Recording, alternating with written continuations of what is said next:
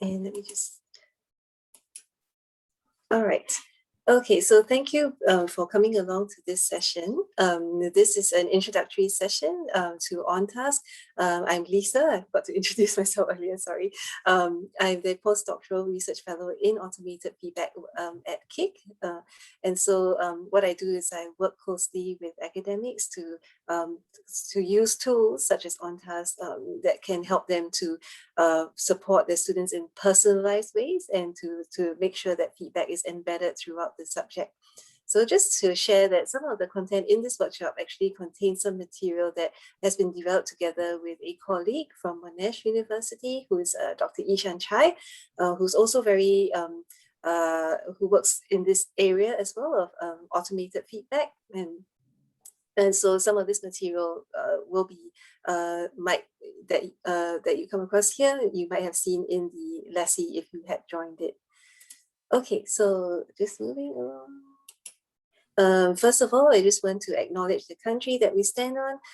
I acknowledge the traditional lands that UTS stands on. And I'd also like to pay respect to the elders both past and present and acknowledge them as the traditional custodians of knowledge for these lands.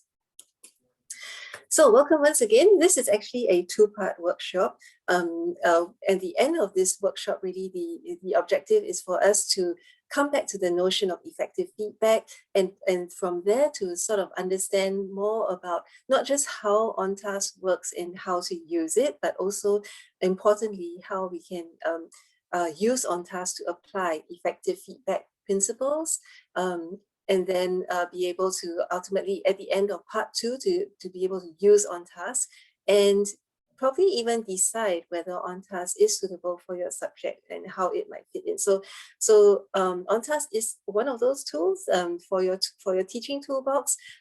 So it could be useful for you, or you might find something else that is suitable, and that's completely fine. But we just want to let you know that this tool is available in UTS to help you to make your feedback and tailored communication to be facilitated.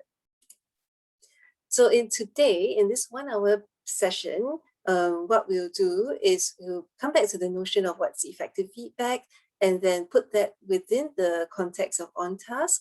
I'll also be sharing with you some scenarios where OnTask has been used. I'll give you a brief tour of the OnTask environment.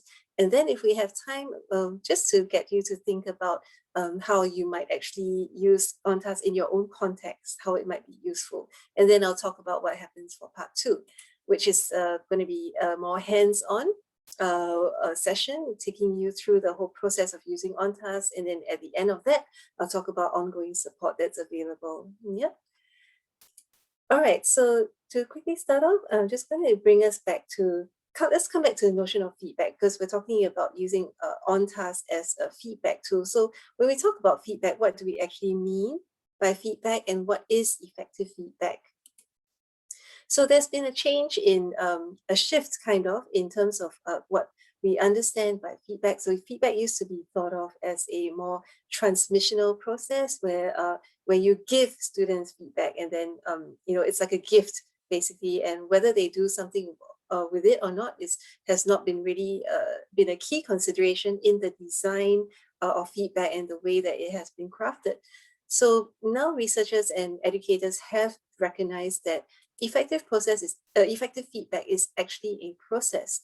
So what does this process involve? It actually involves a part of it is where learners make sense about the information that they're getting about their performance or about their progress, and they use it to enhance the quality of their work or learning strategy. So you can see basically, while the focus previously has been a lot on the giving of feedback, now it has shifted to that process that is more learner-centered. It's all about the learners. So learners making sense of information and using it. So in terms of how it looks like, I like to think graphically, and this graphic from feedbackforlearning.org is a really great one because I think it perfectly encapsulates what that process needs to look like. It's a process that is iterative, meaning that it's not just a once-off, especially when we think of assessment, it's not just feedback is not just something that is given to students at the end of the assessment, and then, whether they do something with it or not is up to them. But here we're talking about feedback that is happening continuously as part of the student's experience. And every time that students receive feedback, it leads to change, it impacts their learning, and it leads to the next, that change leads to the next level, where they get the next round of feedback, and then it helps them to know where else they can change, and then that impact again. And so it's that continuous, that the key thing is that it's iterative, it's continuous, so that students can succeed at the end. So not just something that's given one-off, but it's something that students need to receive throughout their learning experience. So that's going to happen, knowing that feedback is this process that is iterative and that it needs to be continually experienced. It has also highlighted the fact that feedback needs to be designed. So now we're seeing more and more that we're talking about feedback design. So here is a really nice resource by Naomi Winstone and David Carles about how to design effective feedback processes in higher education. And we actually had the pleasure of listening to Professor Naomi Winstone at her keynote during last year's Teaching and Learning Forum. And it's available here if you wanted to catch up with it. A really nice talk that she gave around the need for designing feedback for learning. So these are some of the designs that were shared in the session as well as in the book. And you can see it's that it highlights that iterative process, not just a one-off, but the students do something and do it again and again, so that the feedback basically is something that they can use and improve their work. All right, so these are just some examples, and we're going to be thinking about designs such as these where we use OnTask for the feedback process. And all this work about feedback has actually also really highlighted again, the kind of the principles that have been talked about for effective feedback way back, since like 2006, 2007. It continues to remain relevant. So what are these principles for effective feedback and feedback design, basically? It's timeless. These principles are timeless. So feedback needs to be timely, meaning that students need to receive it in a way that they can still use it, basically. So not right at the end, but at a point where they can make use of it to improve their learning. It needs to be personalized to students' needs, especially when we talk about students' needs, we're talking about how students study. So feedback needs to address how students learn rather than just at the performance. It needs, and therefore, related to that, it needs to be aimed at improving strategy. So it also means that it needs to be understandable. Students need to be able to understand, to interpret the feedback, to know what they need to do, and that means it also needs to be actionable. They need to know, they need to be able to do something in order to make use of the feedback. And finally, interestingly, this has been emerging more and more, perhaps because of the increase in online learning or COVID online emergency learning. It needs to show care. So we found that the research is showing that feedback really needs to be phrased in a way that conveys the instructor's care for the student, so that positive tone, encouragement are all important in the giving of feedback. And like I said, this is becoming increasingly important in these contemporary times. So where does this whole thing about OnTask fit in? So OnTask is a learning analytics feedback intervention. And just to come back to this, a very quick primer on learning analytics. So learning analytics actually addresses the challenges, a lot of the challenges that instructors face with giving feedback, especially those effective principles, like how do you make it personalized? How do you personalize feedback to when you have 1,500 students? How do you keep giving students feedback in a timely way when they're so big, the cohort's so big? How do you show care to your students when you only see them online during class? So learning analytics has become a really good solution a promising solution to be able to address those challenges by automating the process, essentially. So working with the data that is produced by learners to provide metrics and then turning them into actions that are delivered back to the learners. So this is basically the learning analytics cycle, which OnTask works on.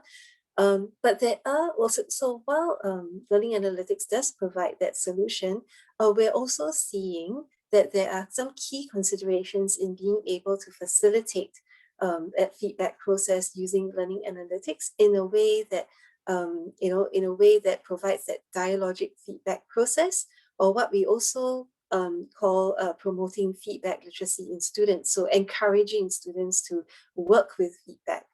So these considerations are again based on the research that is showing what's important for feedback for students to be able to work effectively with their feedback. So three elements, three considerations. First is the cognitive. What is that?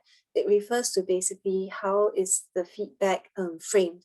So is it feeding back? So feedback needs to talk about how students are going, how are they doing progress, and then it needs to be feeding up to tell them where they are going, and then it needs to tell them where to go next, so feed forward. So feedback needs to address these three aspects, and learning analytics has done really well in terms of feeding back and feeding up, but what we need to see more of is helping students to understand where to go next.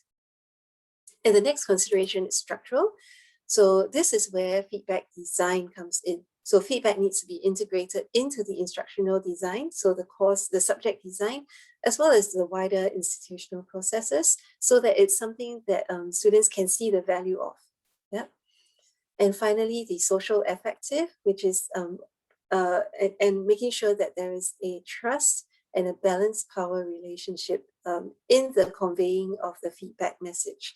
And so that's where you're talking about the idea of showing care and a positive tone, encouraging, making sure that students don't feel that they're being talked down to, but they're given a sense of agency, meaning that they are able to enact the feedback in a way that they feel is best for themselves and for their learning as well. So these are the three key considerations to just ensure that effective feedback process using learning analytics. So talking about using such a tool such as OnTask. So we talked a little bit about making sure that we are grounding the use of these tools in in a strong feedback principles. Yeah. So I'm going to talk now about OnTask. So just to introduce OnTask, what is OnTask? OnTask is, like I said, it's a feedback intervention tool that is based on data, based on learner data. It's actually the outcome of a government project from the Office of Learning and Teaching. So this project was about how to provide personalized, timely support feedback to large student cohorts, and the product of this was the tool called OnTask. And here is where you can read more about the project as well as the tool, more details about the tool. And these are the partner institutions. So these are all the institutions. You can see they're not only in Australia, also in the UK, in the States. So these are places where OnTask has been used and trialed, and this number of institutions continues to grow in terms of trying out OnTask. Okay, so I mentioned this briefly, but just to show you again the learning analytics cycle and how OnTask fits in it. So how OnTask works with the learning analytics cycle is that it's this idea of learners doing something, especially online, but also just doing other things like completing a survey or completing a task. And then the data is collected and stored in a table in OnTask. And the nice thing about OnTask, and there are other tools out there similar to this as well, OnTask, what it does is that it puts the instructor in the driver's seat. So the instructor is the one who actually selects the information, what we call the matrix, the particular data that is relevant to create the personalization rules. And then the action here is personalized emails back to students' inboxes. And this enables learners to do something again, where new data is collected, and then the instructor goes on to the next cycle of feedback and so on. Okay, so you can see feedback is a process. It's a continuous process based on the ongoing actions of learners. So, well, it all maybe sounds a bit complicated, but really OnTask comprises 3 parts: a very simple anatomy. The key at the heart of the system is the student table. This is basically where the information about students sits. So talking administratively, administratively speaking, it will be information about the students' program, where they're learning. I guess also things like whether they're part-time, full-time, their study load, and also even their status, whether they're domestic or international. So all this administrative information can be added to the table because they might be useful for personalization. And then the other information, it will be, of course, their student emails, because this is how the information and feedback gets sent out to them. And then this, important to note, is that this data table is not static.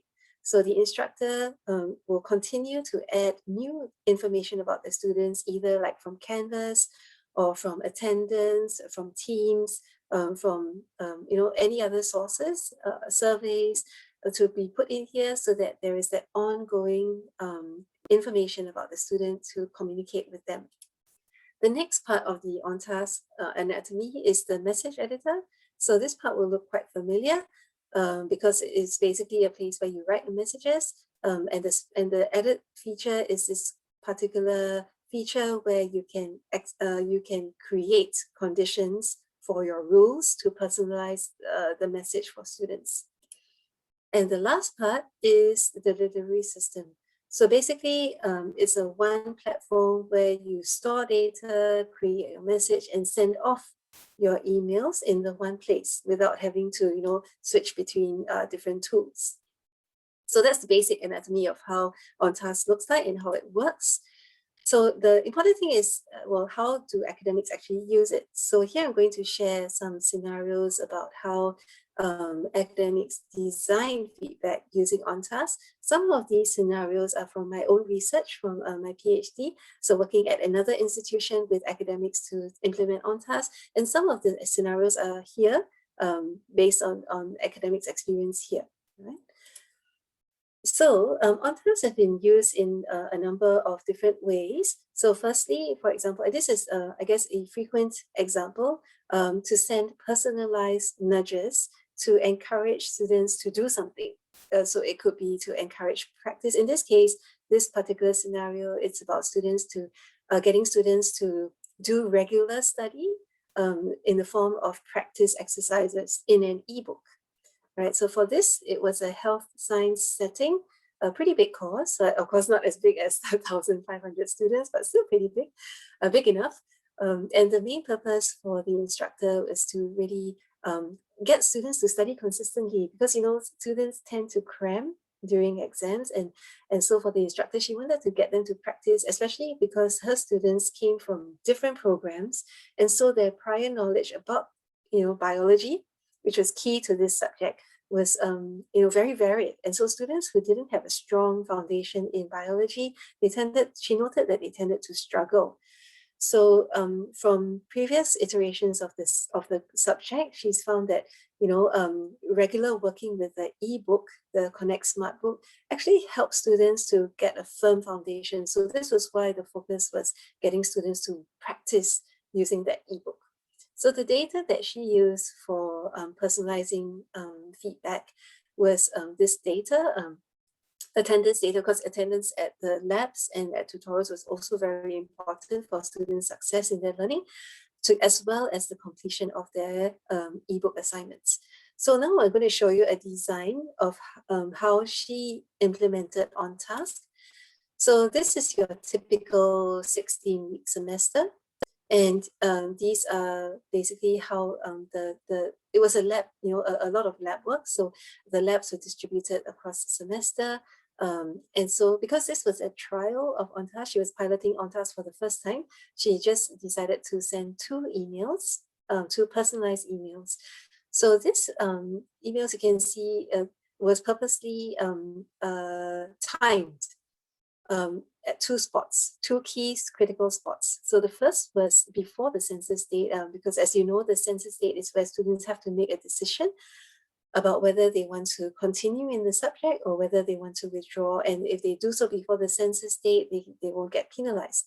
So at this point, after 3 weeks, the instructor was giving students feedback on their attendance as well as their engagement with the ebook assignments to give them an idea of how they were tracking. So, this would enable them to make that informed decision. All right, and at the second point, okay, so here at the midpoint, there was a midterm exam. So this is where the second mail out was strategically timed to give students feedback on their performance at this assignment as well as this exam, as well as to give them advice, again, encouraging them to, to keep working, keep practicing with the ebook so that they could really make sure that they are keeping on track with their study, with their mastery of the knowledge. And that was so that they can make sure they are prepared for the final exam. Right? So this was how the feedback using OnTask was designed in this particular subject. So just very briefly, what we found from this particular scenario was that that students, when we looked at the engagement with the ebook over the semester, we found a really nice pattern where students continued to work with the ebook regularly, more so than previous cohort who had not been given the intervention. So that was nice. And also found that they performed better on average. So how does the email actually look like? Here's what the final email that is received by the student actually looks like.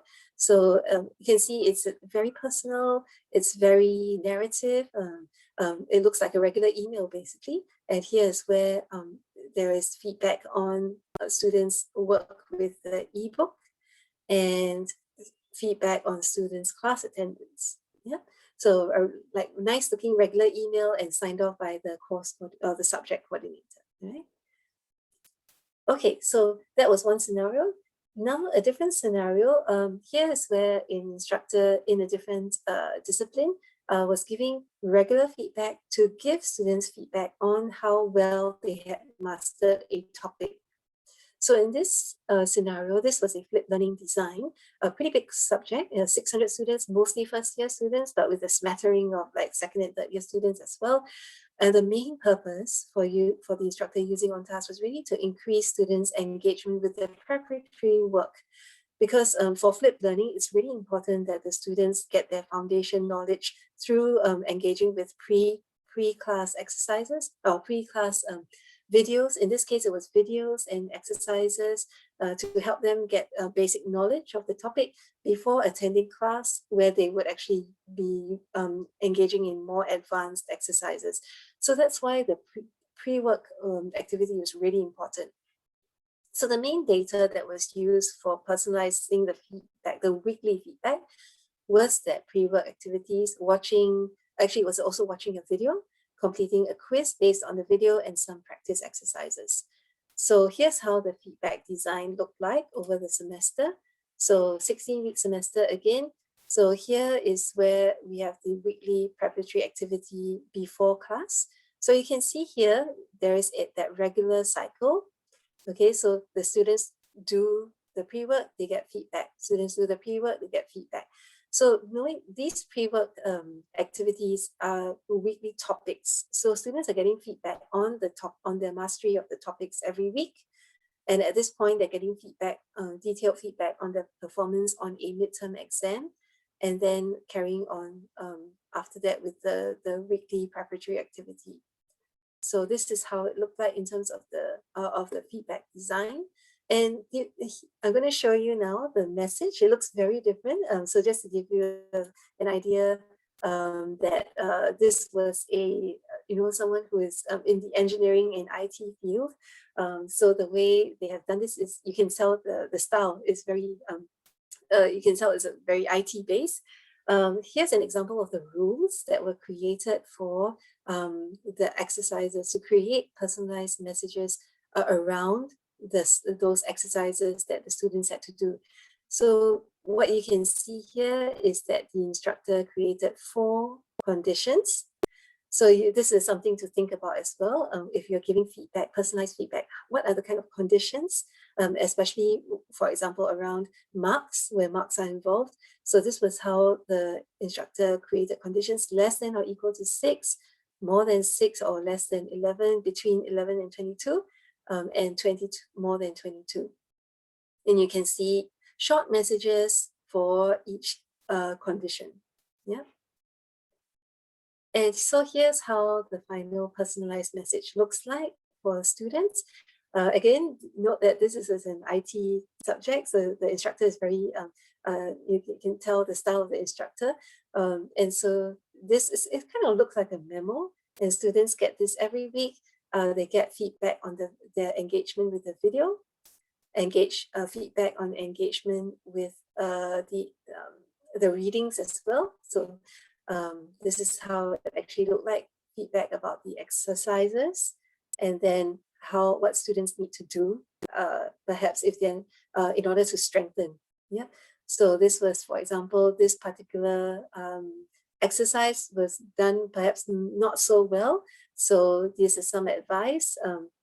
Give another try to these questions, give another try to these questions. So very, very detailed about the next steps that students should actually do in order to enhance their understanding and mastery of that topic.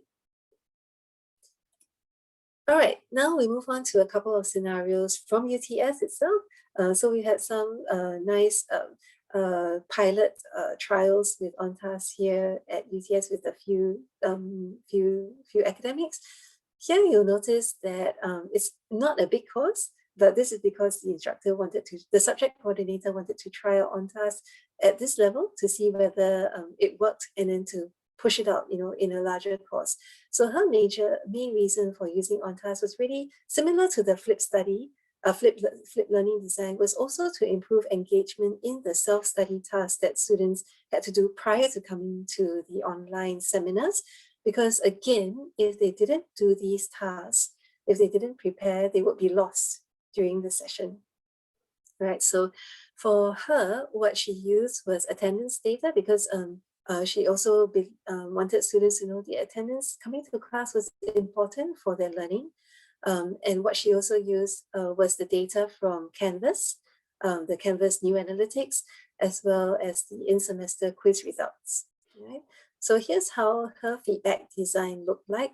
So 16-week subject again. And so these were their weekly interactive seminars. So what you can see is that feedback is given before the interactive seminars, because she was giving them feedback on the self-study tasks that they had to do. So her timing for feedback was before the interactive seminars, to nudge students to do the exercises, right? So you can see regular feedback coming through before each seminar to get students to encourage students to complete the task. Yeah? So for this particular instance, from her own observations, she found that when the feedback nudges were given, so there are some weeks when nudges were given, in the weeks that the feedback was given, students seemed to have engaged more with it. There were more students basically who went on to do the prep work, which was good. So hopefully we'll be able to see this as a consistent finding in a larger rollout. Yeah. So this is one example. This is how, I guess, a visual of how these, how you create the one message with different conditions. Yeah. So she gave feedback about 3 things in this case. So first was the quiz results, 3 conditions, attendance patterns. So when we talk about patterns, we're talking about their attendance over a few weeks. So whether the attendance was regular or not.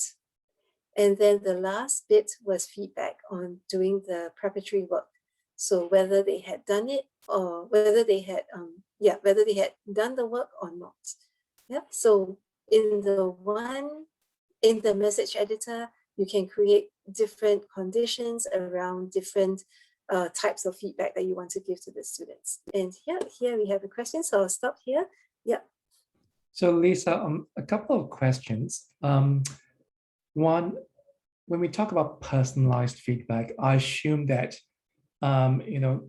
individual students or groups of students will get different feedback. And correct me if I'm wrong, from what I've seen, it seems like every student is getting the same message. Am I right? Okay. No, that's not, sorry, I we have represented that wrongly. Let me show you the next message and then I'll explain. Yeah. Okay. So sorry, before that, but I've got two more questions and you might be able to address these two other questions as you go along. The second question is, you have shown examples where the lecturer has sent out 2 messages, and then other examples where the messages were sent out more frequently. So in your experience or in your practice, what is considered as an optimum kind of number of messages, and also the length of each message? Because what we're seeing now is quite a lengthy one.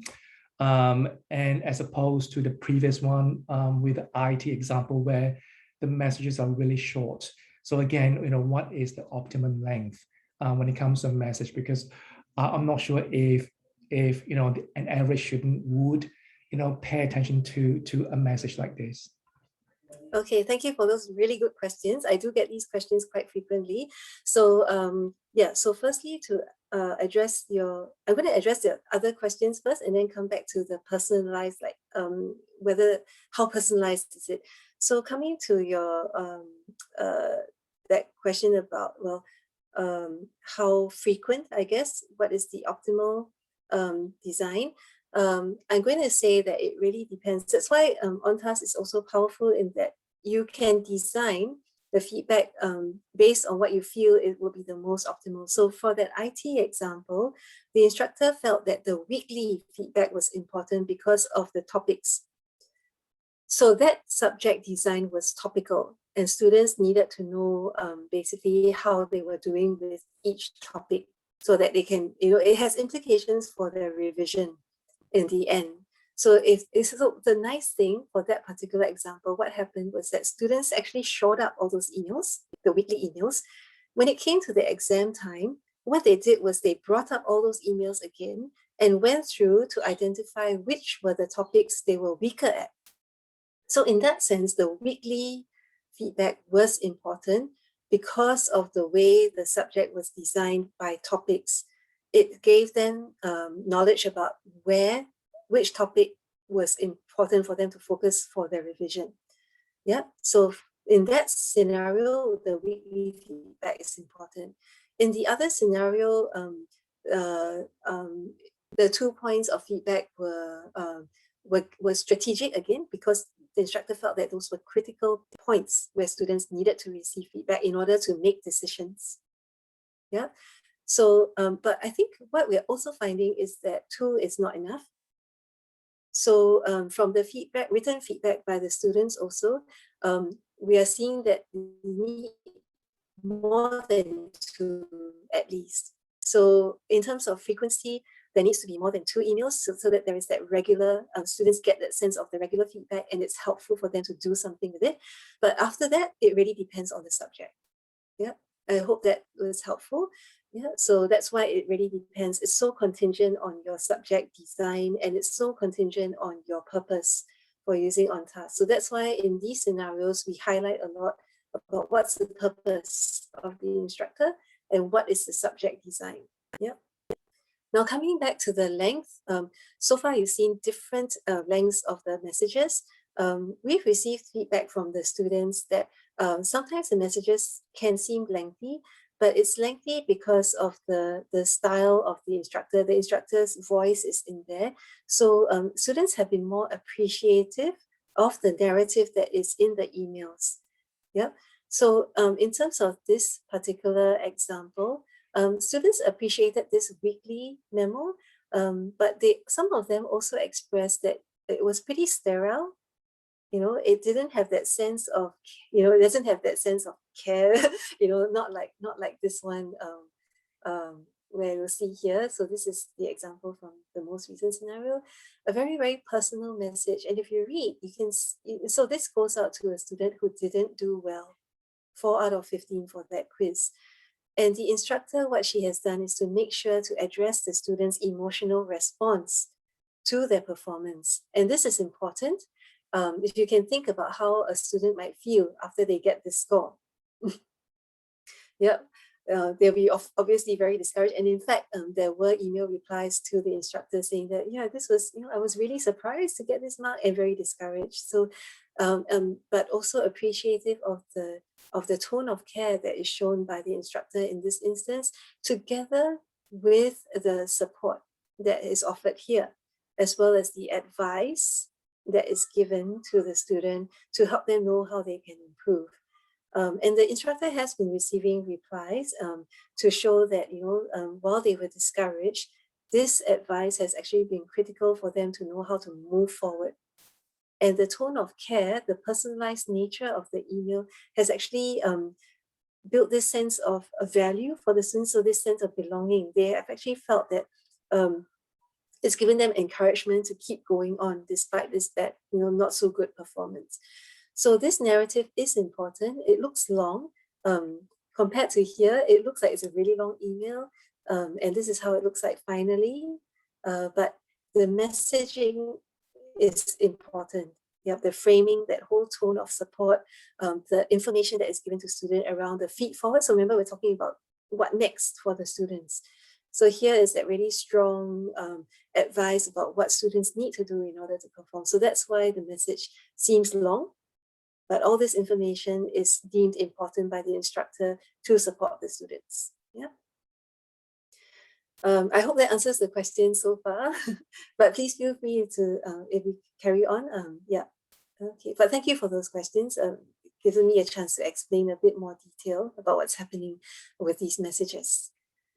All right, going to move on to the next example. Here is a different example. So, so this subject coordinator from FAS wanted to do something different. He has used OnTask before, so he wanted to try something different. He wanted to try personalizing content, not just feedback.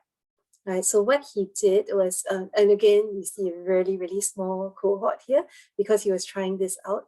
And his main purpose was to try and personalize the learning content according to their needs.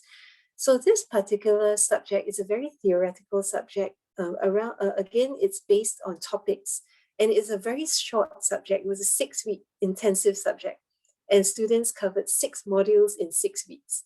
So it's very fast, and so students had to, quickly get on board with their understanding.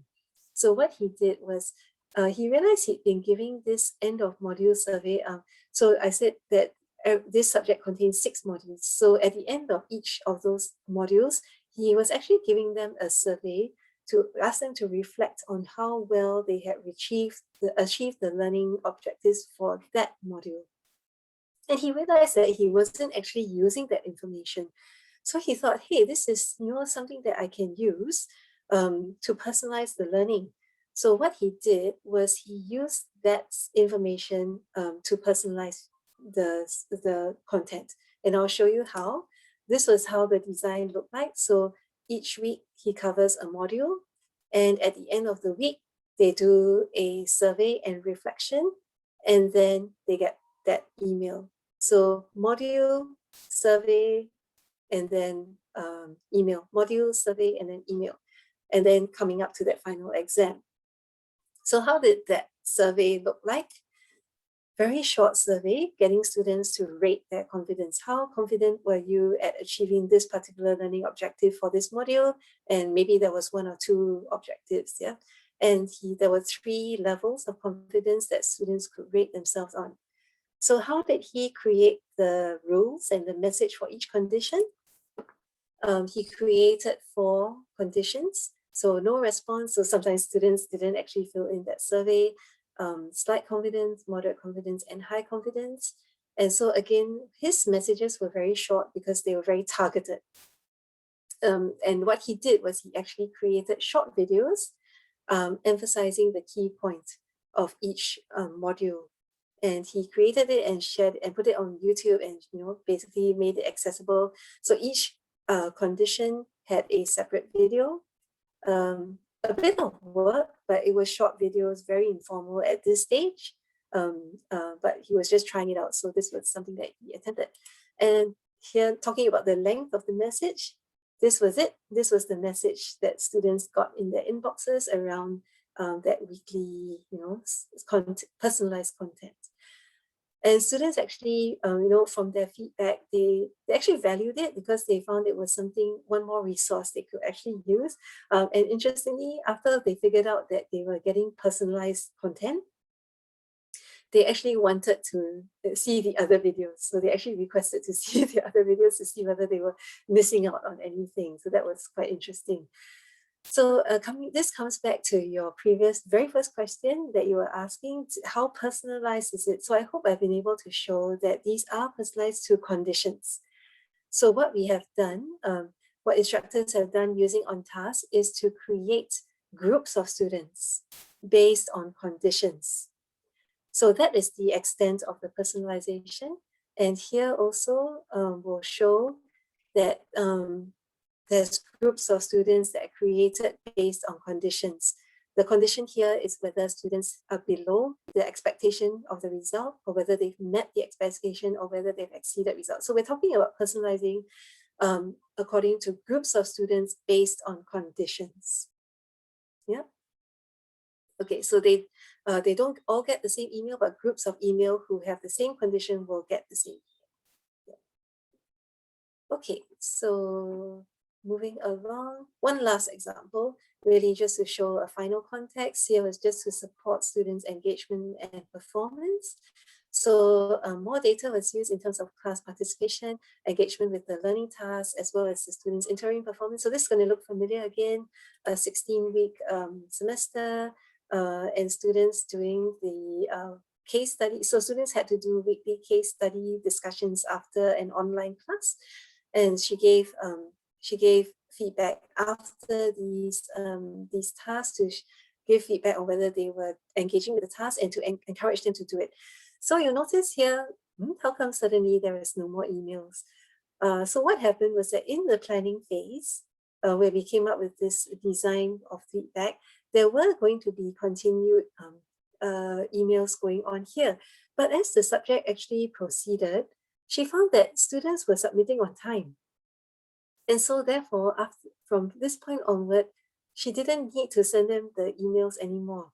So this is another promising result that we hope will be something that is will be something that we continue as a regular, consistent finding from this feedback.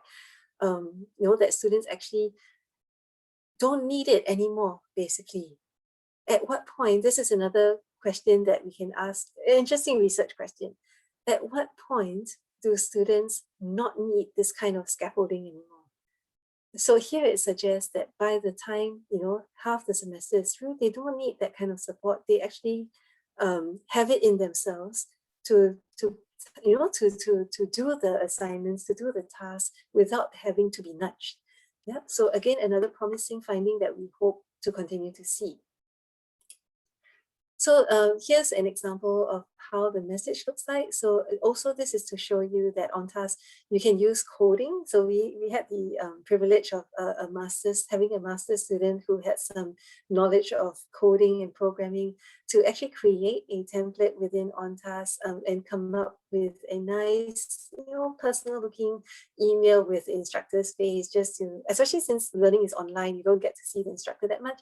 So she's put her image there to give her presence, basically. So the instructor was really keen on making sure instructor presence was strong. Teacher presence is there in the course. So that's why she wanted the design of the email this way. And here's to show the conditions again. So students who attended at least one class got this message, and students who attended more than one class, they got this message. So again, here is the personalization to students who met certain conditions. Yeah. Okay, so that's all the examples of the scenarios where OnTask has been used. I've talked about giving you some idea of the impact along the way, but I'll just talk about it briefly again here.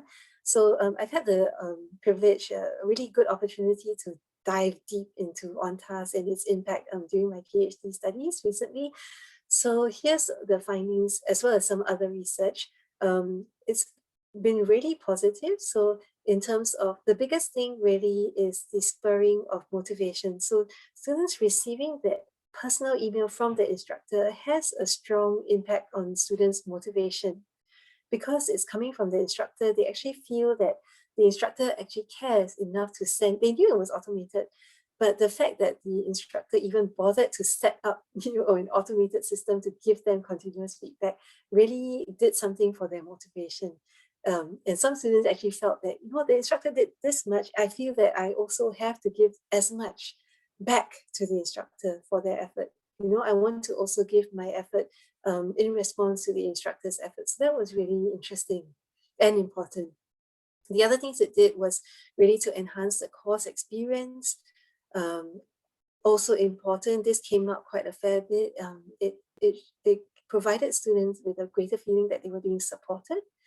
And this was even in a blended setting, or even when there was a face-to-face element. So even now, when learning moves online, you can imagine how important that feeling of support is. For some students, it fostered optimal study habits, so that regular cycle of learning, for example, regular practice. And as a result, it also enhanced their academic performance in the course. So this is something that we're seeing in a couple of courses. We hope that it will be something that we see in continuing research as well. So here's where you can see the actual research studies if you're interested regarding the impact. So remember I was talking about that health science subject where students' performance actually was increased. So here's the actual result. You can see a full 10 points on average that students perform better in the final exam in particular. So it seems that the feedback and support was helpful for their performance in that subject. Here's what students actually said. So in terms of their perceptions of the feedback, they were positive about the message quality because it gave them useful information to stay on track. It gave them that feed forward, where to next. It gave them something to do. And importantly, they sensed the instructor's attitude, the positive care. But there were also some negative aspects about the perceptions. So they weren't quite sure about the accuracy of the feedback because the feedback seemed to be saying that they had mastered the content, but for them, they felt that they were guessing again and again. But the feedback came saying that they had done well. So this is also important because remember, it comes back to that feedback triangle, that idea of fostering trust and that balanced relationship. So the idea of trust comes through here. The students are not really trustful of the information that is being used for their feedback. And so here is important regarding the messaging that students get. It says that, it reminds us that the message that we give to students based on the data needs to be framed carefully to reflect students' efforts and students' progress where they are at. Okay, so here at UTS, we've been using the work with OnTask has picked up over 2 semesters now, spring of 2021 and autumn of 22. So here are some nice feedback survey responses particularly from this recent session that's just concluded. You can see that the students' perception of the feedback is really really high in terms of the support that they feel from the instructors from the feedback. This is the highest, this is the most, the thing that resonates the most with them, the sense of support from the instructor. And where it could be improved would be the kind of feedback around the quality and standard of the work. So students are wanting more information, more specific information about how to improve in their work, in their assessment. How do they get higher marks? For example, for assessment, what can they do? So specific things like that, this is where we can continue to work on. Okay, so what do students say? Here at UTS, these are the comments from students. Care is a big thing. Making us look valuable, this is really talking about that sense of belonging. Students feel valued because of their efforts. They get students, the students are getting emails about, well done on completing this, these tasks. It makes them look valuable, and this is important for their motivation and continued engagement. They can actually feel that it's more personalized. So even though the email is personalized around groups of students, they can feel it. They feel more personalized. In fact, a more personalized course experience. And again, coming back to this care, interesting point about how they feel that the instructor is meeting that moral requirement of helping them. Yeah, so this is something that students said. Well, also important is what academics are saying. All right, so what do academics actually say about their experience with OnTask? They find that it's efficient. They can actually do everything and send them all the tailored messages in the one go. And this is the next thing is being able to engage with students, especially in online settings where the interaction is limited. It's opened up a channel of communication. So students are actually responding back to the instructor. The same again here, authentic conversations. And I really like this one, humanizing the whole course experience. Yeah, so it's not just, how online courses can be just like watching Netflix. Basically, you watch videos. It's all about watching videos. But this communication, tailored communication, has lent the whole course experience a more human touch. Yeah. Okay, so I was looking through this very quickly, just to check on timing. Do you still have a couple more minutes to go, so for me to carry on? So I'm just going to briefly show you the OnTask environment. Here's how OnTask looks like. So it's a web-based platform here at UTS. So you would need an account, and you would go into OnTask through this portal. And here is where you can actually go into your actual subject. So each subject is called a workflow because it has the student table as well as your emails. And here is the table, for example. Okay, I want to go back to an actual, where is that? Introduction to psychology here. So here's the student table where the repository of information sits. So we have these are all fake emails, all right, fake accounts. But to give you an idea, students' email, students' name, and then the data, or the ongoing data about their progress and performance. And then actions. These are the emails basically that go out to students. So for example, here's the message editor where you create your text message. And here I was telling you about this particular feature, which is important. This is where you create your conditions for personalizing the message to students. Yeah? And then there's actually when you click on run, it actually takes you to specifying specific parameters, and then you can send off the email from here. Yeah. So in part 2, this is where I actually take you through the platform in detail. But for now, this is that quick tour. And coming back here. Okay, so you've seen that table. So you might be wondering, well, what kind of information goes into OnTask that you can personalize messages? I've mentioned a few of these already. So some of this is administrative. So the program that students are in, their status, even whether they are NESB students, and maybe even language support, whether they have completed the OPELA or not. This can also be used as information. The study load, attendance data, engagement with Canvas, survey response. So when students do a survey, you can put that in as well and give them feedback on it. And of course, your assessment marks. Yeah.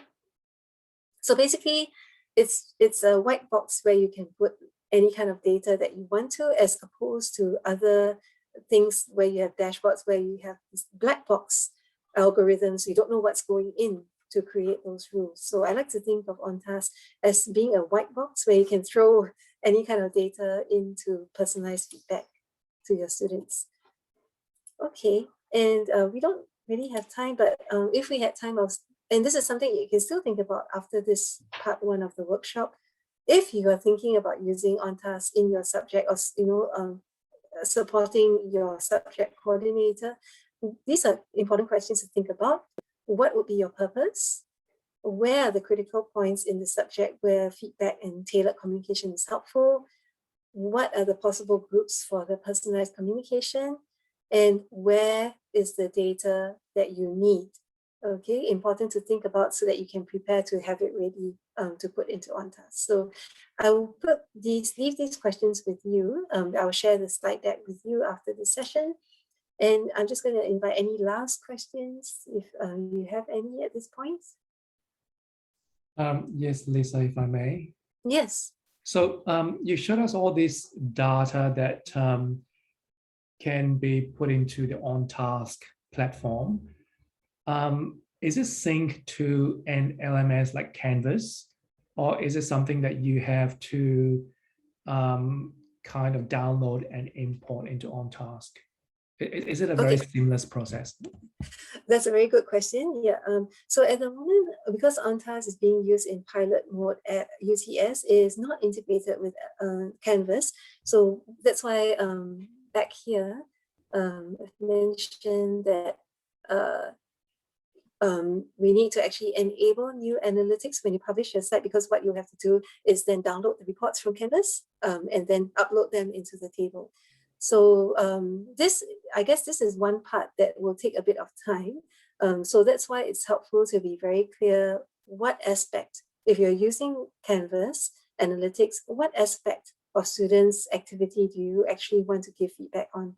Because you don't need everything. I don't think you want to give feedback on everything. So you can be very selective about the particular activities, and that will help with pulling the data that you want from the Canvas and new analytics. Yeah. But thanks for that question. Yes. Are there any other questions which I can help to address? No, I'm really interested to find out how it works. Yeah. Okay. In part 2. Yeah. Okay. How to do the magic in part 2. Yeah, that's right. Okay.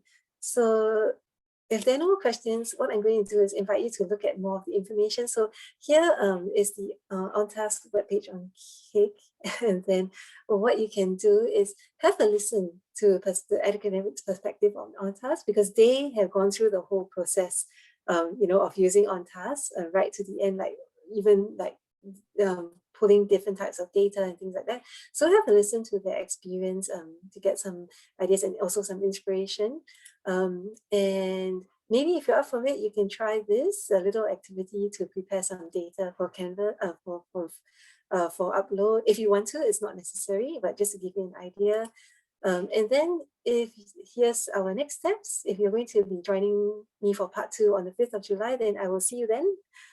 If not, please feel free to get in touch with me if you have any further questions. Yeah. Okay, that's really the end of this workshop, this session. And yeah, thank you so much once again for joining me, and look forward to seeing you again.